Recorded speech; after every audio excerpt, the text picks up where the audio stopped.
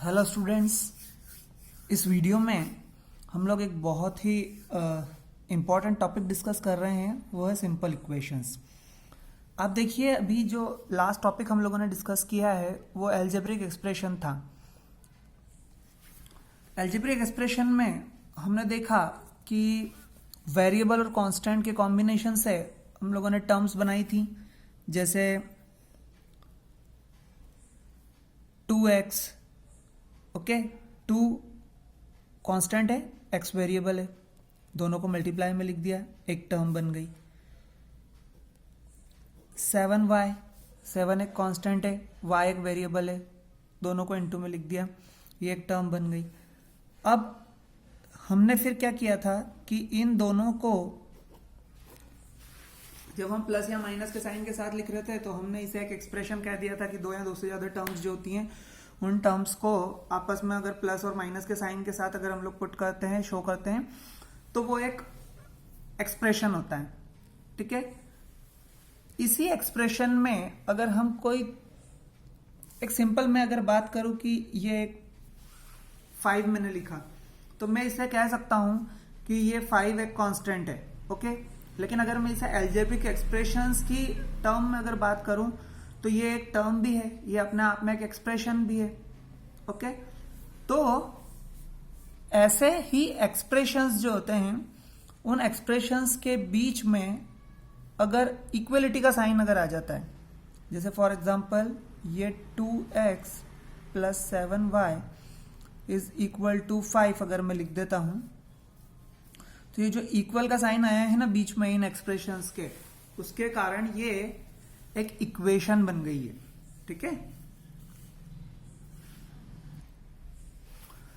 अब अगर ये एक इक्वेशन बन गई है तो इसमें देखिए मैं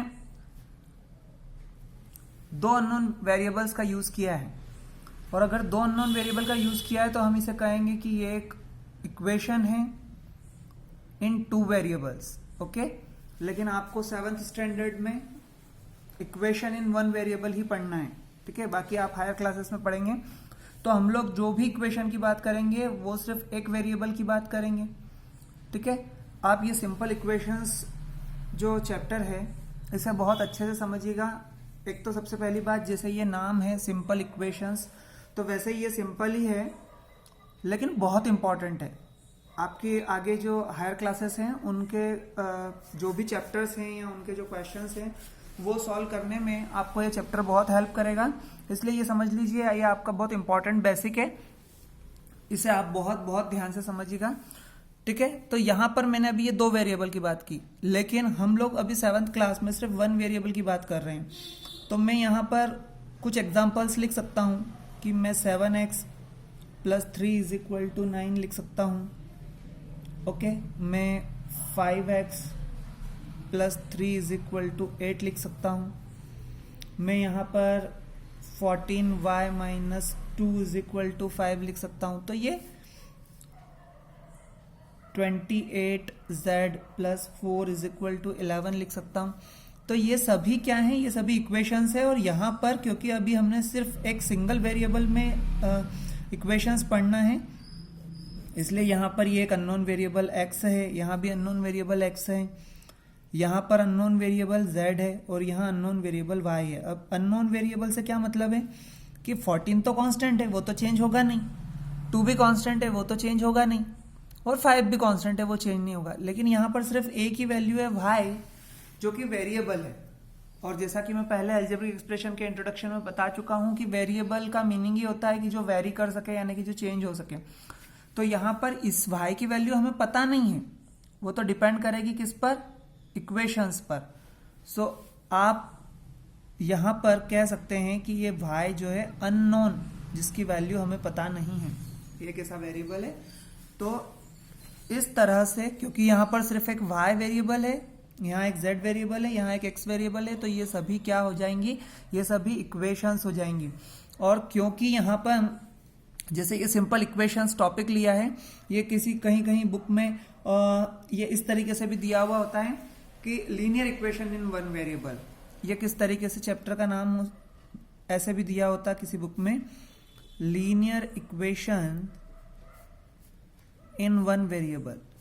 वाई, बिकॉज देखिए हम एक ही वेरिएबल की बात कर रहे हैं। और लीनियर इक्वेशन इसलिए कहा है कि जब आप इसका ग्राफ ड्रॉ करते हैं, अभी आप हायर क्लासेस में पढ़ेंगे, आपको इसका ग्राफ भी ड्रॉ करने के लिए आएगा, अभी 7th में नहीं है। तो जब आप इसका ग्राफ ड्रॉ करते हैं तो ग्राफ पेपर के ऊपर आपको एक लाइन मिलती है, ओके, एक स्ट्रेट लाइन मिलती है, इसलिए इसको लीनियर इक्वेशन कहते हैं। तो linear equation in one variable, तो ये linear equation in one variable या सिंपल इक्वेशंस, बात एक ही है। आप यहां पर एक बात और समझ सकते हैं कि ये जो x, y और z जो वेरिएबल हैं, ये इनकी जो पावर है ये 1 है, ओके। जैसे आप 14y स्क्वायर अगर हो जाएगा तो ये फिर एक लीनियर इक्वेशन नहीं रह जाएगी, ठीक है। सो इसलिए लीनियर इक्वेशन के होने के लिए ये जो वेरिएबल है इसकी पावर हमेशा 1 होनी जरूरी है, चाहे वो वेरिएबल फिर भी कोई भी हो। जैसे 5w + 9 = 11 अगर मैं लिखता हूं तो यहाँ w की पावर क्या है, 1 है, एक सिंगल पावर है, इसकी कोई पावर शो नहीं हो रही है, मतलब पावर 1 है। और अगर पावर 1 है तो इसका मतलब मैं इसे क्या कहूंगा, लीनियर इक्वेशन कहूंगा। और क्योंकि 1 वेरिएबल ही है इसमें, इसलिए मैं इसे लीनियर इक्वेशन इन 1 वेरिएबल कहूंगा। और ऐसी इक्वेशन जो कि लीनियर इक्वेशन हो और 1 वेरिएबल में हो, ऐसी ही इक्वेशन को हम सिंपल इक्वेशंस कहते हैं, जो हम अभी इस चैप्टर में पढ़ने वाले हैं, जिसके क्वेश्चंस हम सॉल्व करेंगे। तो ये तो बात हुई कि सिंपल इक्वेशन या लीनियर इक्वेशन कहते किसे हैं। अब इसको सॉल्व करना, तो जब भी आपको इक्वेशन होती है तो उस इक्वेशन का मतलब होता है कि वो एक ऐसा स्टेटमेंट है जो ट्रू है। इट मीन्स कि अगर मैं यहां पर बात करूं कि मैं लिख देता हूं 5x + 3 = 8, तो ये एक स्टेटमेंट है। ये एक कैसा स्टेटमेंट है कि कोई एक वैल्यू है, उस वैल्यू के 5 टाइम्स में, देखिए ये कोई वैल्यू है, हमें नहीं पता ये क्या वैल्यू है, इस वैल्यू के 5 टाइम्स में जब मैं 3 ऐड करता हूं तो मुझे 8 मिलता है। ये एक्चुअली एक स्टेटमेंट है। किसी भी इक्वेशन का मतलब होता है कि वो एक टाइप का स्टेटमेंट है जो वेरिएबल और कांस्टेंट से मिलकर बना हुआ है। तो यहां पर मैं अगर इसे एक स्टेटमेंट के साथ लिखूंगा तो मैं लिखूंगा यहां पर, ये एक अननोन वैल्यू है, तो मैं यहां पर लिखूंगा 5 times a number, 5 times a number added to 3 is 8. 5 times a number is added to 3 is 8. तो इस तरह से आपको, अगर जब आप वर्ड प्रॉब्लम सॉल्व करेंगे तो उस वर्ड प्रॉब्लम में आपको इसी तरीके का एक वर्ड स्टेटमेंट, वर्ड्स में एक स्टेटमेंट दिया हुआ होगा, जिसको आपको एक न्यूमेरिकल स्टेटमेंट में कन्वर्ट करना होगा, ठीक है। तो आपको ये न्यूमेरिकल स्टेटमेंट को आपको वर्ड स्टेटमेंट में और वर्ड स्टेटमेंट को न्यूमेरिकल स्टेटमेंट में आपको कन्वर्ट करना आना चाहिए।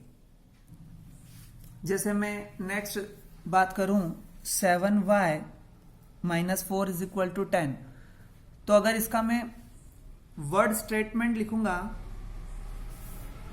तो वो क्या हो सकता है, वो हो सकता है 4 < 7 times a number is 10। देखिए 4 <, 4 कम है किससे, 7 times a number, 4 < 7 times a number is 10। तो 7 times a number, so देखिए 4 < 7 times a number, इसलिए क्योंकि ये नंबर हमें पता नहीं है। सो 4 <, मतलब 4 कम है, किससे कम है, 7 times a number, किसी नंबर को 7 टाइम्स किया और उसमें से 4 माइनस किया तो वो इक्वल है, ये इक्वल का साइन है, is 10, मतलब वो नंबर कितना है, 10 है। तो इस तरह से हम इसे लिख सकते हैं। जैसे मैं एक और स्टेटमेंट अगर लूं 9z + 1 = 28, तो मैं इसे क्या बोल सकते हैं हम, 1 is added to 9 times a number. 1 is added to 9 times a number is 28. 9 times a number मतलब कोई एक नंबर है, हमें नहीं पता है, उस नंबर को 9 टाइम्स अगर करें और उसमें 1 ऐड करें तो वो 28 होगा।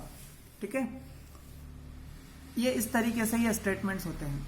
अब अगर मैं इस स्टेटमेंट की या इस इक्वेशन की सॉल्यूशन की बात करूं तो जो हम ये कह रहे हैं ना कि 1 is added to 9 times a number, तो वो नंबर हमें नहीं पता है, उस नंबर को ही फाइंड आउट करना इसका सॉल्यूशन होता है। मींस इसमें जो अननोन वेरिएबल है ना ये z, इस स्टेटमेंट में, इस इक्वेशन में ये जो अननोन वेरिएबल है ना y, इसकी वैल्यू ही फाइंड आउट करना इस इक्वेशन का सॉल्यूशन होता है। ठीक है, जो हमें इस टॉपिक में, इस चैप्टर में देखना है। इट मीन्स कि अगर मैं लिखता हूं यहां पर 28z plus y plus 4 is equal to 11, तो इसका मतलब ये हुआ कि ये एक इक्वेशन है और इस इक्वेशन में अननोन वेरिएबल है y, और अगर मैं किसी तरह से उस y की वैल्यू निकाल सकूं तो वो y ही इस पूरी इक्वेशन का क्या होगा, सॉल्यूशन होगा। अब सॉल्यूशन किसे कहते हैं, जो इस इक्वेशन को सेटिस्फाई करे। आप ध्यान से समझिएगा, जो इस इक्वेशन को सेटिस्फाई करे। अब यहां सेटिस्फाई करने से क्या मतलब है, यहां सेटिस्फाई करने से मतलब होता है कि ये जो किसी भी इक्वेशन में दो पार्ट होते हैं। ठीक है, अगर हमने बीच में इक्वल का साइन लगाया है तो एक इक्वल के दोनों तरफ वाले जो दोनों पार्ट हैं वो दोनों पार्ट हम अलग अलग रखते हैं। कैसे, हम इसे बोलते हैं LHS और हम इसे बोलते हैं RHS, left hand side, right hand side. अब ये लेफ्ट हैंड साइड और राइट हैंड साइड इक्वल के दोनों तरफ वाली जो स्टेटमेंट या एक्सप्रेशन हम कह लें, उन एक्सप्रेशंस को, दोनों को जो वैल्यू है यानी जो इस इक्वेशन का सॉल्यूशन है वो इसको सेटिस्फाई करेगा। मतलब कि जब हम y की एक ऐसी वैल्यू यहां पर रखेंगे जो इन दोनों LHS और RHS को आपस में क्या कर सके, इक्वल कर सके। तो आप जरा समझिए कि मैं अगर यहां पर y इज इक्वल टू 2 रख देता हूं, देखिए जरा, मैं यहां पर LHS में y इज इक्वल टू 2 रख रहा हूं, तो 7 2 जा 14 minus 4 is equal to 10, so it will be 10 is equal to 10। तो ये जो LHS और RHS आपस में इक्वल आई है ना, वो इस y इज इक्वल टू 2 के लिए आई हैं। तो ये y इज इक्वल टू 2 रखने पे अगर LHS और RHS आपस में इक्वल आ रही हैं, इट मीन्स इस इक्वेशन का जो सॉल्यूशन होगा वो y इज इक्वल टू 2 होगा। और देखिए एक और इक्वेशन में लेता हूं, उससे हम समझने की कोशिश करते हैं। That if I will take 5x plus 3 is equal to 8. Suppose this is my equation. So we have the unknown variable x, and if I will put x is equal to 1, suppose x is equal to 1.